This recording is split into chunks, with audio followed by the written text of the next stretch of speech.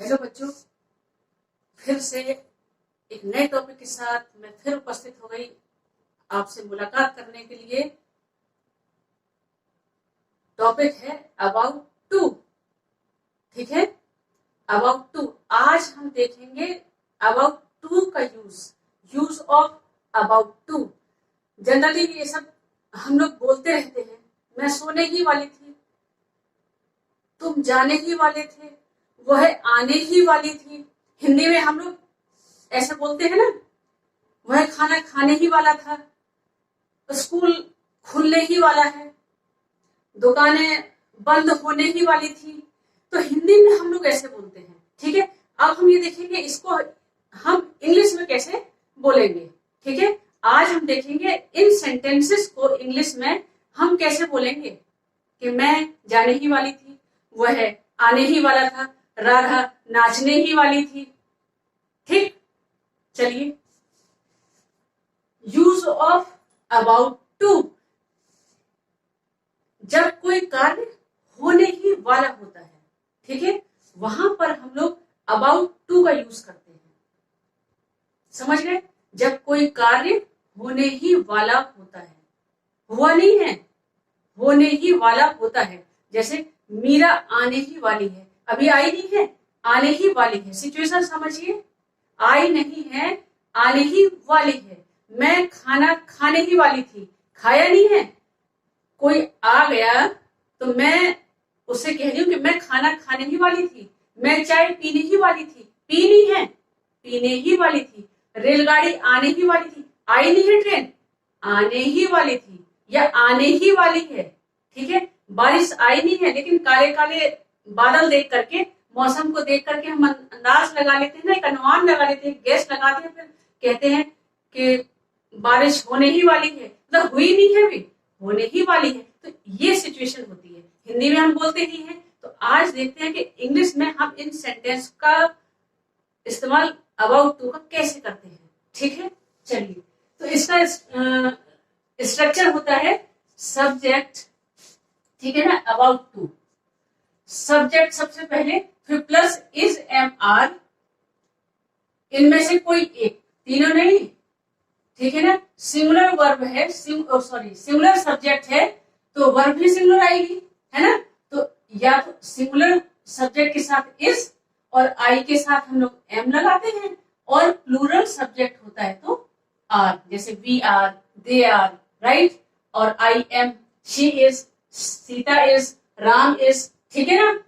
तो यह और था है, होने ही वाला था, कोई कार्य होने ही वाला था तो वॉज या वर, सिंगुलर के साथ वॉज और प्लूरल सब्जेक्ट के साथ वर। ठीक है, इसके बाद plus about to, about to लगाएंगे, ठीक है, और उसके बाद V1, about to plus V1, यानी कि वर्ब की बेस फॉर्म। ठीक, वर्ब की बेस फॉर्म का इस्तेमाल करेंगे, फिर प्लस ऑब्जेक्ट। अगर हमारे सेंटेंस में ऑब्जेक्ट है तो उसके बाद आ जाएगा ऑब्जेक्ट। ये स्ट्रक्चर रहेगा। ठीक है, एग्जाम्पल देखेंगे, बारिश होने ही वाली है, ठीक है ना, बारिश होने ही वाली हुई नहीं है, तो it is about to rain. देखो आगे ना, about to, it is about to rain. अध्यापक जाने ही वाले हैं, तो the teacher is about to go, मतलब गए नहीं है, जाने ही वाले हैं, तो the teacher is about to go. Ram आने ही वाला है, Ram is about to come. वह सोने ही वाली है, she is about to sleep. ठीक है, तो ये इस तरह से बनेगा। रेलगाड़ी चलने ही वाली है, the train is about to go. दुकान खुलने ही वाली थी। अच्छा, जो हम अभी पढ़ रहे थे इसमें क्या है कि सब्जेक्ट, कार्य करने वाला सब्जेक्ट खुद है। यहाँ पर कार्य, जैसे अध्यापक जाने ही वाले हैं, तो जाने वाला कौन है? अध्यापक स्वयं। कार्य करने वाला कर्ता यहाँ पर स्वयं है, ठीक है ना। अब यहाँ के जैसे दुकान खुलने ही वाली थी, अब दुकान खुद तो नहीं खुल जाएगी ना, दुकानदार आके खोलेगा उसको। तो जब कार्य स्वयं नहीं होता है, कार्य करने वाला कोई और होता है, किसी और के द्वारा वो कार्य किया जाता है, तो उसका स्ट्रक्चर क्या होता है? अबाउट टू प्लस बी और प्लस वर्ब की थर्ड फॉर्म। इसमें बी3 का इस्तेमाल हम लोग करते हैं। ठीक है, जैसे यहाँ पर क्या है, अबाउट टू प्लस V1, बस इसमें क्या होगा, देखो अबाउट टू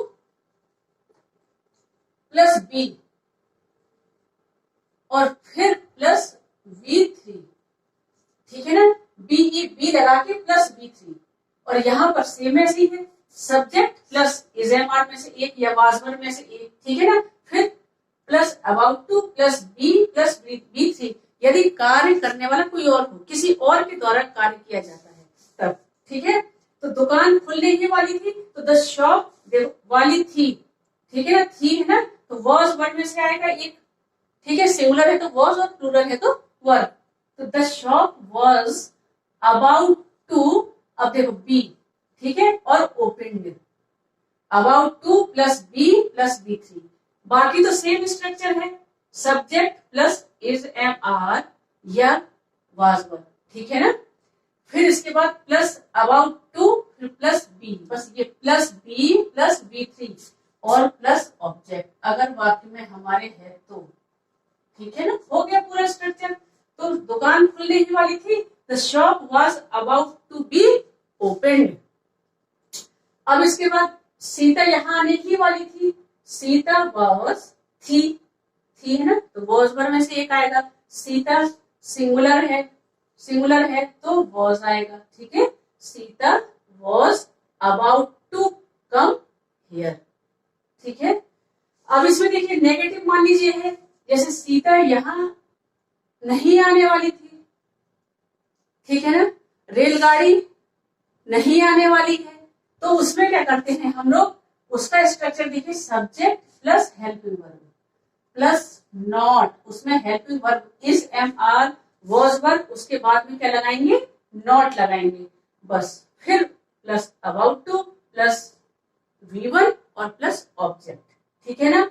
अब जैसे इसको ही देख लेते हैं, तो Sita was not about to come here, यहां पर नॉट आ जाएगा, ठीक, इधर नॉट लगा देंगे, ठीक है ना। अध्यापक नहीं जाने वाले हैं, the teacher is not about to go. अब इसमें मान लीजिए इंटेरोगेटिव है सेंटेंस हमारा, ठीक है ना, सीता, क्या सीता यहाँ आने वाली है,